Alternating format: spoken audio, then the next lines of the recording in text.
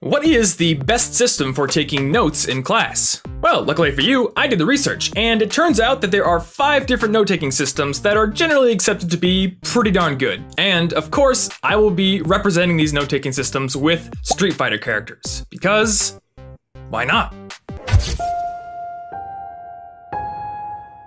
So, the 5 note-taking systems I'm going to go over in this video include the outline method, the Cornell method, the mind map method, the flow method, and the write on the slides method. The first note-taking system on my list is the outline method. I've chosen Ryu to represent it because the outline method is straightforward, based on hierarchy, disciplined, and overall very simple. In fact, you couldn't get more simple than the outline method unless you were just straight up writing paragraph notes down, and if you think that's gonna be a good note-taking method, well, things are not gonna work out for you.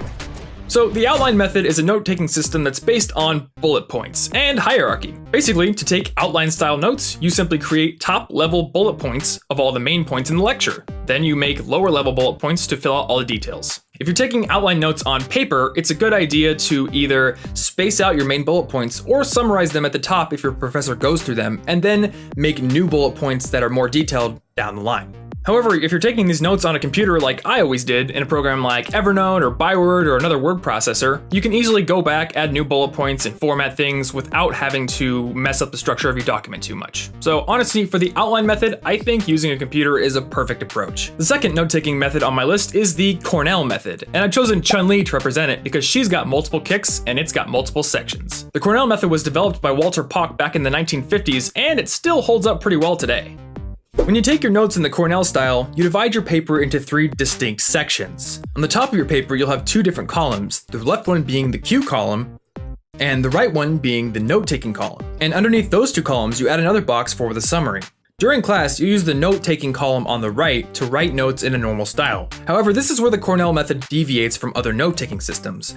As soon as you can after class, you write down questions or cues in the cue column. These are meant to help you review later. You also write down a summary of the lecture in the summary column. These 2 sections of the Cornell method, the summary and the cue column, they're both designed to help you build reviewable notes the first time you write them. That way you don't have to go back and rework your notes so much. Note-taking system number 3 is the mind map method. You know, it's been said that your mind is a map of the territory that is reality. So maybe by that logic, the mind map system is the perfect note-taking system. Actually, that doesn't make any sense at all. Either way, I chose Dalsim to represent the mind mapping system because he's a meditator and he's always focused on improving his mind. To begin a mind map, you simply take a blank piece of paper, draw a circle in the middle of it, and add the main topic of the lecture there. Then you'll start branching off little trees and adding subtopics. Eventually you'll have lots of little branches and you'll create a mind map. I never actually used mind maps for my class notes, but I have used them for blog post topics before. When I wanted to write a blog post on all the ways you could save money in college, I wanted to make sure I could cover all my bases. So I created a mind map. I put saving money in college in the middle, and then tried to figure out all the different facets of a student's life where they have to spend money. Building a mind map helped me organize all these topics, and as a result, I was able to create a more comprehensive list in the end. The fourth note-taking system is the flow method. This system was invented by the writer Scott Young, who's probably best known for going through the entire MIT computer science curriculum in a single year. Scott uses what he calls holistic learning, and his approach is diametrically opposed to the rigid, transcribing style of the outline method. As a result, I chose Blanca to represent this note-taking system. His fighting style is that of basically a wild animal, and it's the complete opposite of more disciplined fighters like Ryu or Guile. And that is a perfect way to describe the flow system of note-taking. You're not trying to get every single detail from the lecture down onto your paper. And in fact, the point is not to transcribe the lecture at all. Rather, it's to learn while you are sitting in class. As you take your notes, your goal is to create an original document that represents your mental image of the subject. It's not to record verbatim what your professor said.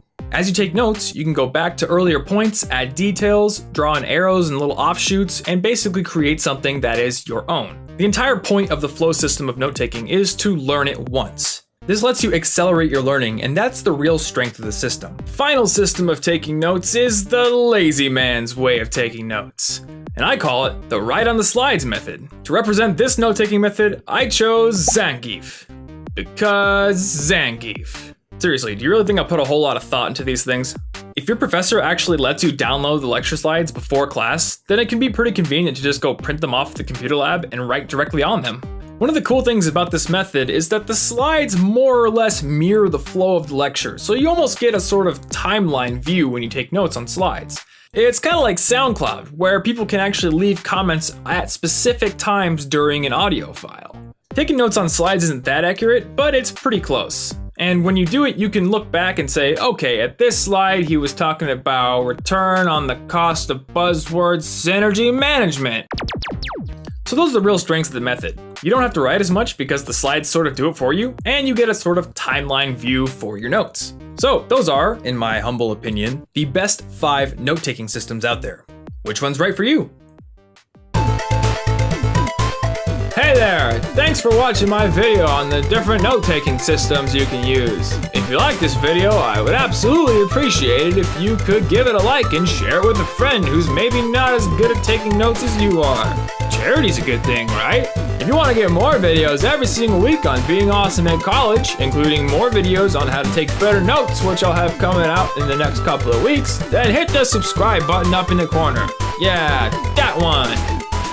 If you missed last week's video, well, you can click the button right under that. It's not actually a button, it's more like a little movie clip, but it'll get you there all the same, so whatever. If you want to get links to other websites with additional information on any of these note-taking systems, then click the orange logo in the left corner where you'll find the companion blog post for this video. If you'd like to get a free chapter of my book Hacking Productivity when it comes out, well, click that thing. Also, if you would like to suggest any other video ideas for the future or leave a comment, then leave a comment. Or you can connect with me on Twitter.